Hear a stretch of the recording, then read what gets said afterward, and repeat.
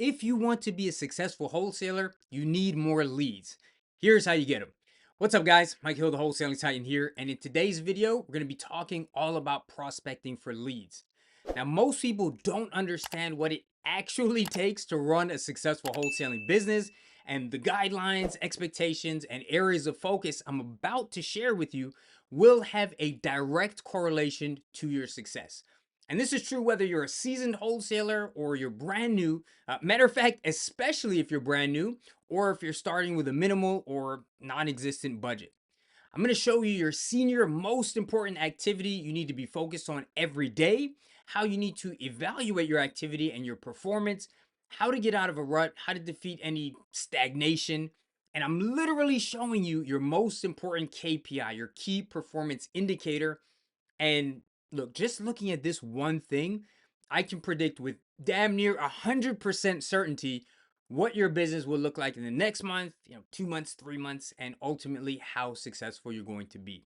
So the rest of this video is an excerpt from my online training platform, Wholesale with Mike University. This is lesson number 3, prospecting. And if you enjoy this video and you're interested in accessing the entire course, you can get it for free right now at the link in the description below. The program starts off relatively general and then it gets very specific, where I give you actionable step-by-step instruction in chronological order so you know exactly what to do. You'll also have access to tools and resources, exercises, my rehab calculator, scripts, contracts, ebooks, forms, and a lot more. It's regularly updated with what's working right now, so you won't find any old or outdated techniques here. Again, it's completely free at wholesalingwithmike.com/free, or just use the link in the description below. Please remember to like and subscribe, helps the channel out quite a bit. I really appreciate that. And now, without further ado, let's go ahead and jump into our prospecting module. Prospecting 101. So this module is all about keeping your pipeline full. Now, again, this is more what it takes to do this. Later on, when we get into our action plan, we will talk more about specifics, but these are going to be more concepts, principles, and this is one of the most important things that you need to understand as a wholesaler. So let's talk about some lead generation. Great quote by Dan Bilzerian. Love him, hate him. The first step towards succeeding at anything depends on finding a way to cram the most experience into the shortest period of time. Now, when we're looking for motivated sellers, again, we have to understand we're not trying to capture the whole market. We're not trying to convince people to sell to us.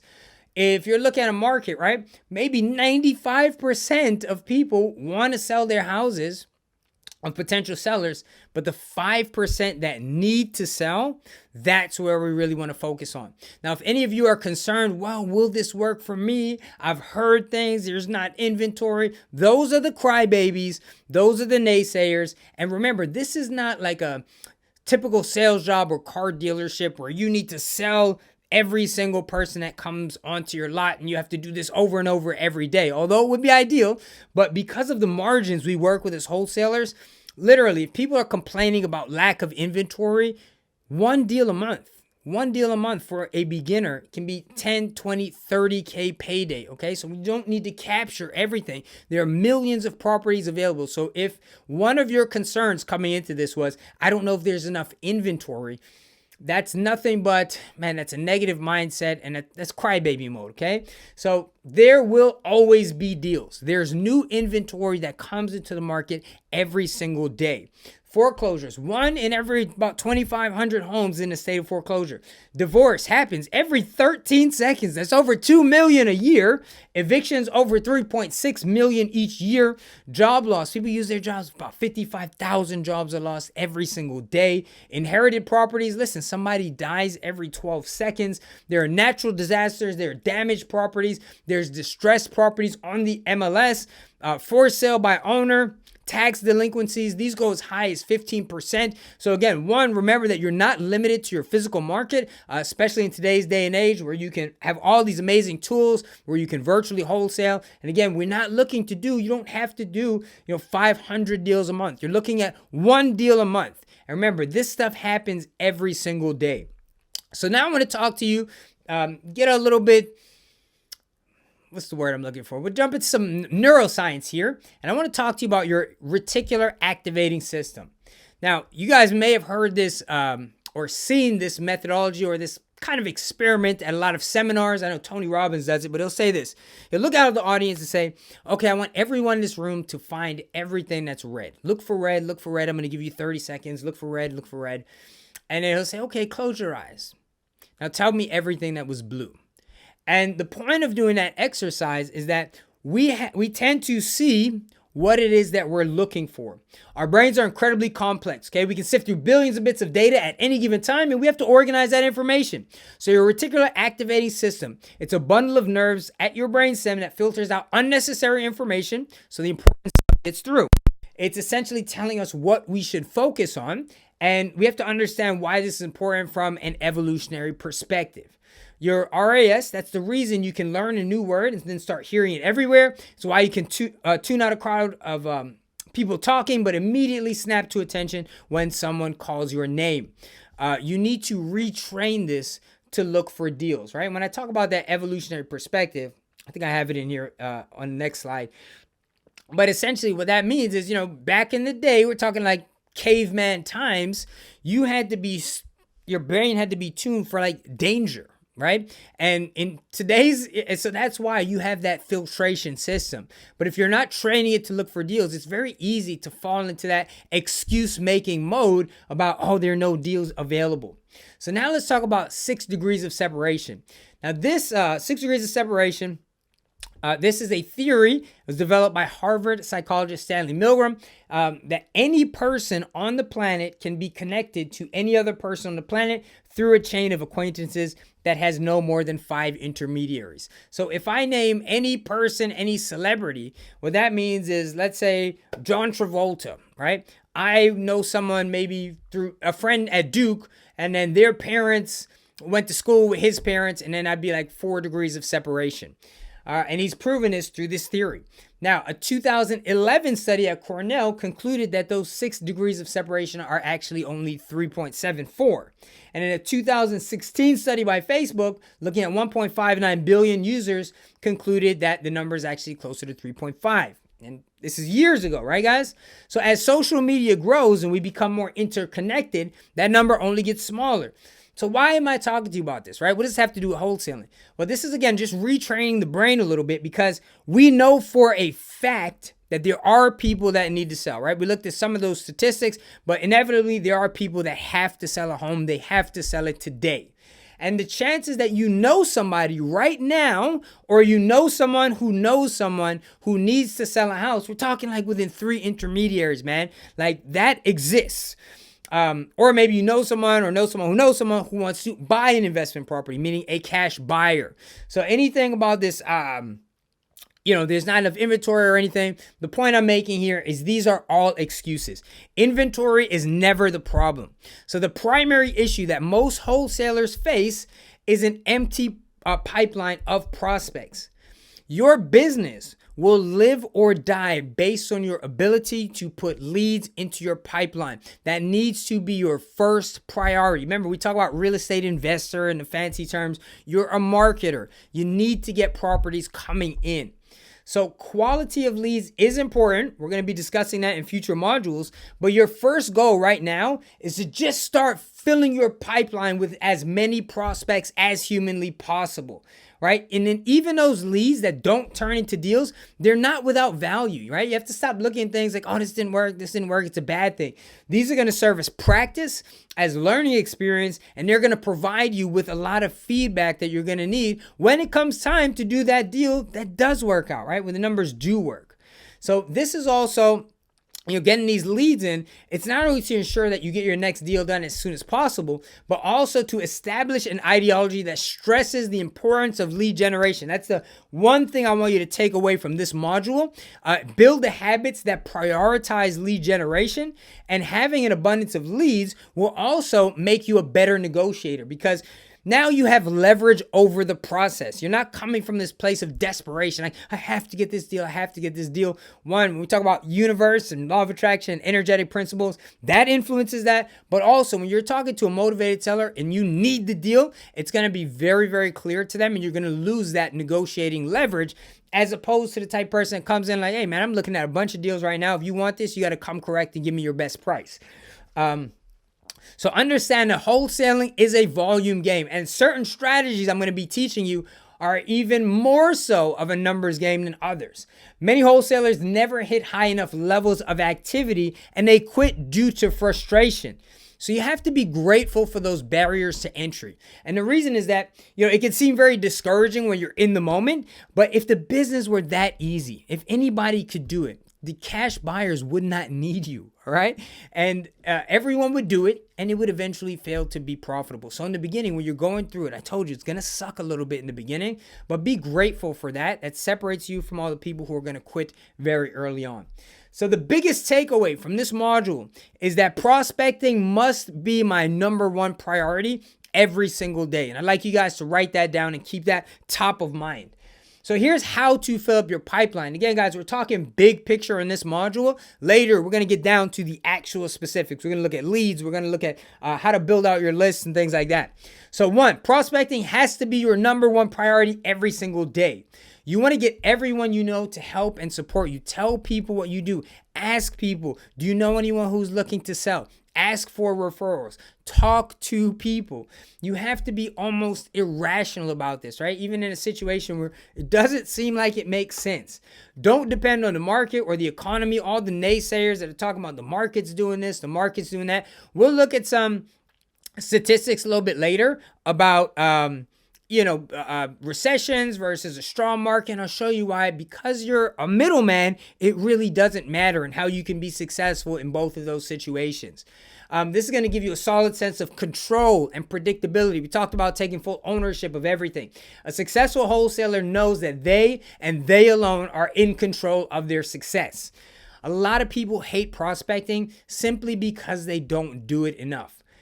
Yes, it's work, right? It's a lot of work to do this, but guys, it's a lot of work to stay broke. And if you want to talk about what's more stressful, I can tell you it's a lot more stressful when you don't know how you're going to make your rent money, when you don't know how you're going to make your car payment.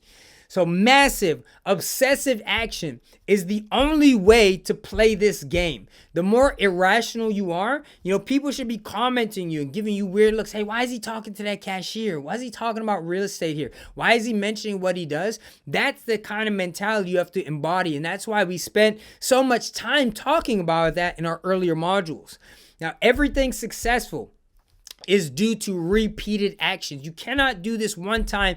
The same way you can't go into a gym. I don't care if you go into a gym for 10 hours and work out as hard as you can. If you have a beer belly, you're not going to walk out with a six-pack. It does not work that way. You have to make a commitment to doing this on a daily basis. You have to expect a rejection, expect losses, people not responding, some people getting angry. It's a muscle. It can be built up, and you can get desensitized to some of those things, as we talked about earlier. You cannot fear rejection, and you have to be willing to interrupt your prospects. I talked to a lot of people, so rejection, we talked a little bit about rejection proof, but also, people make excuses, man. Oh, I don't want to call on a Saturday. I don't want to call on a Sunday. You got to get that out of your head.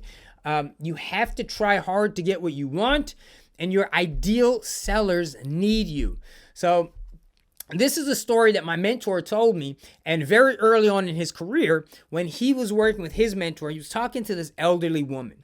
And so he ran the numbers, and the number that he needed to be at was kind of lower than what she wanted. And she was a sweet, sweet lady.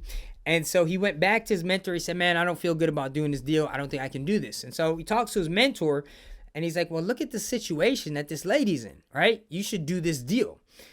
Because otherwise, her situation is going to be much, much worse. So you have the wrong mental model for this. So anyway, Lex goes back, and it turns out there was another investor who kind of had a reputation as being very much cutthroat. And so that guy got the contract and ended up doing the deal. He offered the lady less money, and essentially the story goes, he just kind of like put her out on the street, didn't help her out. He had that kind of reputation. And so when Lex is talking back to his mentor, He tells him, you see what you did there? He said, you did that to that woman. He said, if you got the deal, one, you would have given her a higher price. You could have helped her out. You could have negotiated so she could have stayed there another 30 days. You could have helped her with a moving truck. And because you did not take action, you more or less screwed that woman over. And so I used to have these feelings of, well, I don't want to screw people over. And it was by Lex telling me that story that I kind of internalized that. And I was like, okay, if you do this properly, you are helping people. And it's really selfish to not do that. And then for your own self, right? You have to make the offer. You just have to do it. And you have to think beyond yourself. Who else needs you to succeed? In that story, that lady, one, needed his help. But who else besides yourself? Do you have parents, especially elderly parents? Do you have kids? Who's depending on you? You're going to bitch and moan and complain. I don't want to inconvenience someone. When your kids need, maybe they want to go to school, or maybe they need a new car or something like that, because you don't have the balls, you don't have the courage to go ahead and do this because somebody who's not your target market, who's not your target audience, might get offended for, 20 seconds, hang up the phone, and then go about their day. So it is selfish, incredibly selfish, to not prospect. You have to have expectations of consistency first, not results. So meaning every day you make calls, the expectation is not, I got to get a deal today. This goes back to building the habit. So again, focusing on the process and really focusing on doing this every single day.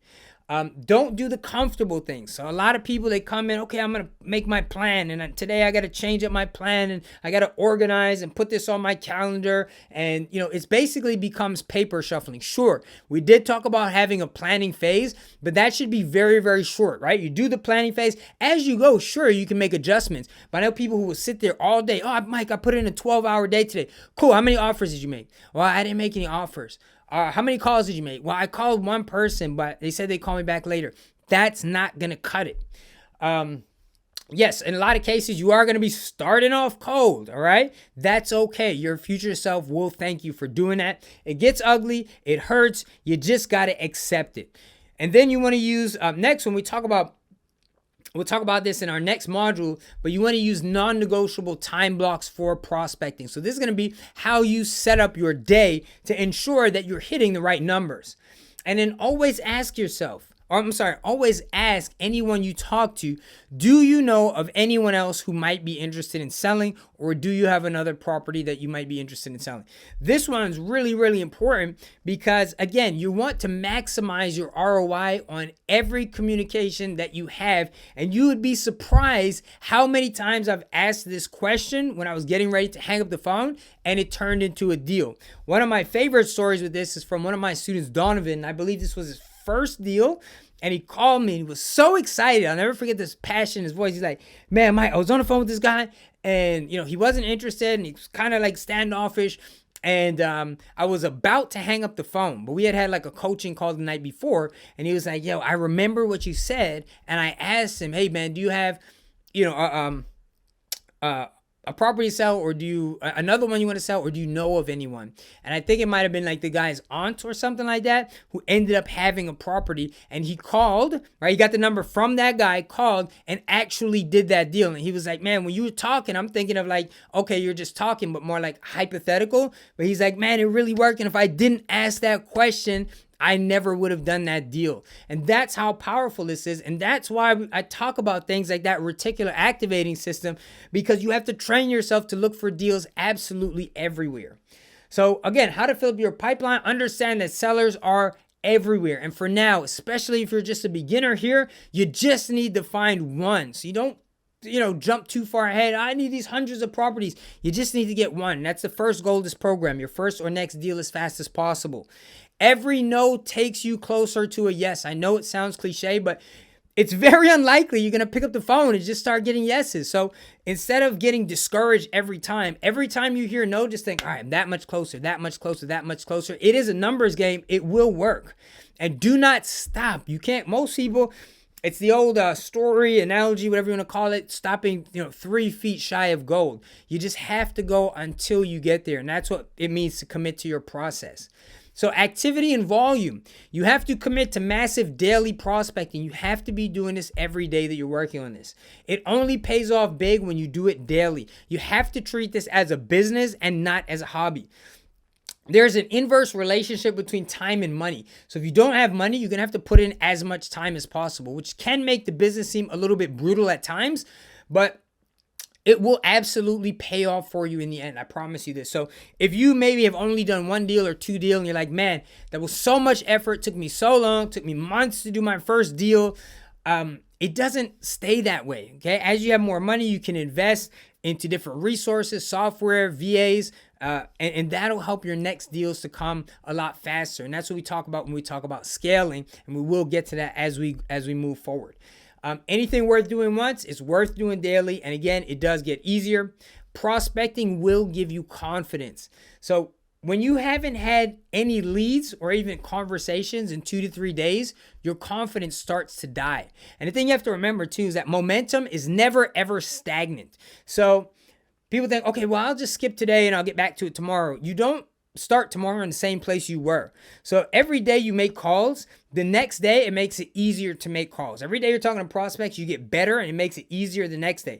But the inverse is true. So every day, let's say you don't make the phone call, it makes it much easier to not do it the next day and procrastinate the next day and procrastinate the next day. Now, when you don't have consistent leads coming to your pipeline, when you do have consistent leads coming into your pipeline, there's no space for doubt. There's no space for the discouragement. You just keep going. And that's also going to build up your confidence levels. Understand that all work is not always paid. You won't always see the return on your investment, especially not immediately. So this stuff is built to pay off in the long term, very much like, again, getting into shape. It's not going to happen the first week, okay? So you have to commit to the process first. Track and measure everything. You will improve your performance just by tracking your numbers. And when I do give you guys your action plan, I'll walk you through the different tabs and show you how that works and how that translates to deals and how you can make it predictable. You know, hey, if I hit this number, it's inevitable. It will happen. Again, temporarily detach yourself from the results and focus on your process. 90% of any slumps can be linked directly to a failure to prospect. I guarantee it. So volume. It's easy to just look at things day by day. I don't have to make one more call. I don't have to do that. Well, look at Wholesaler 1. They make 10 calls a day. They do that 5 days a week. Now, let's say Wholesaler 2, 100 calls a day, and they do that 5 days a week. Now, what does that look like after a year? The first wholesaler makes 2,600 calls. The next wholesaler is at 26,000 calls. So it really build up. And the more numbers you put into this, again, due to a little bit of randomness in the game, that's when you start seeing the results. But also, it's not just this straight diagonal, right? A lot of times, especially if you're new, right, it takes a while to kind of warm up, but that's also you warming up your skill set. So it's like, if you go to med school, right, you go for 8 years learning this stuff, and then you don't just jump into top surgeon, right? You have to go through your residency period where you're learning hands-on, and doing that gives you the skill set to then, become that person, become that top surgeon. So if you are not achieving your desired results, one, you have to pause what you're doing and commit to daily and commit to this daily. Your primary focus is going to be prospecting. All of your energy, all your emotion, all your efforts into actions that you control. You can absolutely control how many conversations you're having, how much often you're picking up the phone, the questions that you're asking. And we're going to discuss specific actions, again, when we get to our action modules. Arnold Palmer, great quote, "The more I practice, the luckier I get." Focus again on the process with consistency. Temporarily detach yourself from the results. Understand that there's a delay between taking action, right? You got to give it that time to simmer, and then before it manifests, the big example cliche, man, you can't plant seeds in the ground and, why is it not growing? Just keep digging it up to check on it, right? You got to plant your seeds at this gestation period, right? For it to start showing results. So don't get discouraged. Most people that fail, it's due to, internal stuff. Again, make this a habit. Your enemies are procrastination, perfectionism, and paralysis. The big threes. So remember that messy success is better than perfect mediocrity.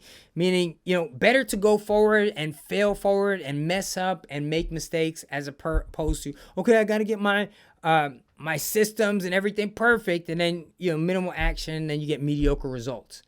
Pareto's principle. Let's talk about this. You want to focus on activities that produce results. So most of you guys are familiar with this, also known as the 80-20 rule. 80% of decisions come from 20% of meeting times. 80% of interruptions from 20% of people. And the big one, 20% of the sales force brings in 80% of the business. And so even in your market, when people talk about, oversaturated, this, that, I'll show you a couple reasons why that's not true, prove it to you statistically. But also realize if you just get in the top 20% of wholesalers, in your market, you're going to be doing 80% of that business. You're going to share in that. 20% of product ranges bring 80% of revenue. You guys get this. But the ultimate point I'm showing you is like 80% of your results come from 20% of your activities. So you don't want to be just doing tons of stuff and, hey, I'm going to try all this different stuff. No, the focus got to be on primarily your prospecting, especially if you're just trying to get this thing off the ground. The next thing that's going to make you efficient with your prospecting is speed. So often, just people, the constant procrastination, man. This business moves fast, and especially if something is a good deal, especially with like these on-market deals.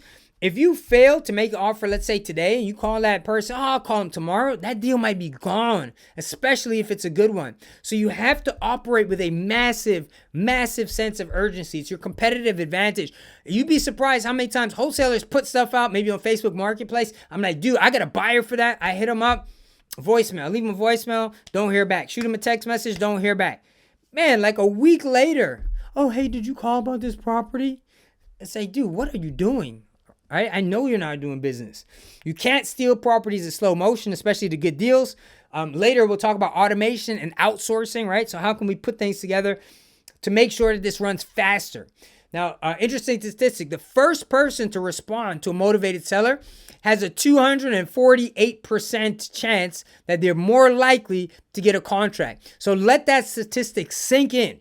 Okay, you got to be getting back to people. When I first started, I was doing this while working a full-time job. And that job had very long hours. But when I would get calls, I was sitting in a cubicle, so I couldn't pick them up. But I'd see the call come in. Man, I'm like, oh, stomach's hurting. I got to go to the bathroom. And I would run out and go to the bathroom and call people back. I would run to my car on my lunch break and I would sit in my car and I would call people back and I would do prospecting and make calls in my car. Remember when I told you guys about irrational behavior? That's what it takes. Now listen, nobody wants to live their life like that, right? So I'm not telling you that that's what it's going to take forever, but there's a season. And if you're first starting, especially if you have limitations on your time, on your budget, this is where you need to be if you want to be competitive and if you want to make it in this business. More on speed and automation in future modules. Another great statistic from InsideSales.com. You are 100 times more likely to contact a web-based lead if you return their call within 5 minutes, and you're 21 times more likely to enter the sales cycle. And the next thing about prospecting, now that we know it's something we got to focus on that a lot of people have put on the sidelines, is the idea of follow-up. Follow-up is one of the most important keys to doing deals. The money is in the follow-up. Okay. Oftentimes, if your offer gets accepted the first time, a lot of times it means you offered too high. Now, not always, but a lot of times. Most of the deals that I make, the offer is not accepted the first time. And 48% of wholesalers, they never follow up on their leads after the initial contact. That's crazy. So when you worry about competition and oversaturation, half of your so-called competition is never even trying to touch base a second time. And then consider that about 80% of your deals are going to be made between the 5th and 12th point of contact. So whether that's a conversation, a text message, a phone call, direct mail. I remember when I was training with Lex, we had a group like coaching session, a meeting. And I was in there broke as hell, man. So I wasn't doing any paid marketing. And there was a couple that came in. They were husband and wife. And they were like, Lex, we paid $10,000 on a direct mail campaign. They were like, we haven't seen any results. And again, some of you guys are like, man, that's a way. You should definitely see it after 10K spent. But one, they weren't too intelligent with their setup and planning. So what they did is they blanket mailed to entire zip codes without doing any qualification of their list, which we're going to talk about later. So they're sending it to everyone hoping someone's motivated. But then come to find out, as Lex is talking through these guys, it's like, well, how many campaigns did you run? It was one mailer. They just thought, okay, if we get the most people as possible, then we'll get a return on our investment. And it's not the way you want to do it. One, you want to use specific lists, good data, good qualification, but then, and it's better to start with that. And then let's say you do have 10K to spend. You don't necessarily want to spend it on the first round. You put it out there, and then you have to touch base and mail to the same list, multiple times, at least up to 6 times before you start seeing people come back. And on that 6th round, it's not like one person is going to come back. A lot of people are going to come back. And so even when I've had students who have run direct mail as their targeted strategy, they'll tell me, man, this doesn't work. This doesn't work. And my first question to them is always, how many rounds did you send? Oh, 1. That's why it doesn't work. Were you listening? Were you taking notes, man? All right. So again, we'll do more follow-up and automations in our future modules. So check this out. The importance of the next 30 days. Again, this was an overview of what it takes to effectively prospect and fill your pipeline with leads. This is the most important part of your business. In our later modules, we will discuss specific lead gen strategies as well as what strategy works for you, depending on your market, your goals, your availability, your budget. This looks a little bit different for everyone. What works for one wholesaler will not necessarily work for you. I've had people come to me with no money at all, tons of time. And people have come to me with very limited time. They got some money to spend. Their strategy that they should be using, completely different. And so that's some of the things we're going to talk about when we get into some more specifics. Next, the prospecting that you do within the next 30 days. Remember, you're not necessarily going to see those results in the next 30 days, but the prospecting you do in the next 30 days will be directly correlated with the results you see in the next 90-day window.